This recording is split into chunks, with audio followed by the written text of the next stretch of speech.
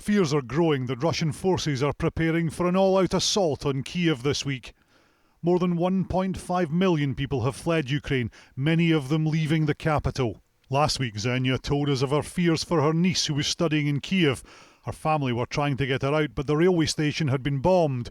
Today, she told me her niece was safe in Hungary. It was the hardest 2 days in my life, and I'm just going grey waiting for the updates. And it was sheer luck that my old uni friend, whom I haven't spoken to in about 15 years, she just messaged me on Facebook out of nowhere saying that they're setting off tomorrow at this time and they could take her, because I've been very vocal about my niece being stuck in Kiev all by herself.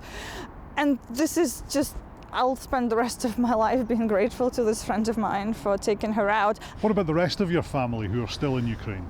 It's awful. It's horrible. I keep calling, hoping that they're like, yes, we've done it, we're free. It's getting worse every day. Now she wants to get the rest of her family out of Ukraine, but that's getting more difficult.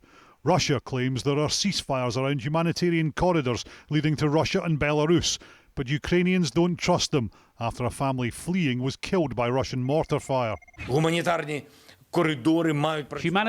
corridors must work today to save people, women, children, the elderly, to give food and medicine to those who remain.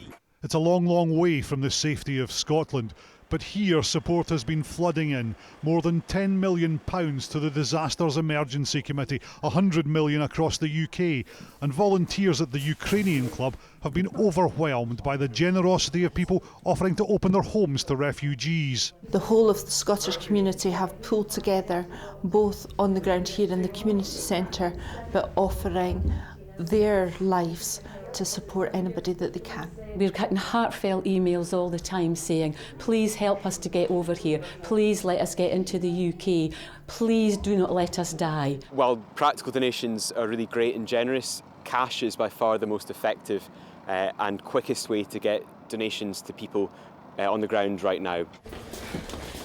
As the conflict in Ukraine escalates, the need for support and international aid will increase as more families flee for their lives.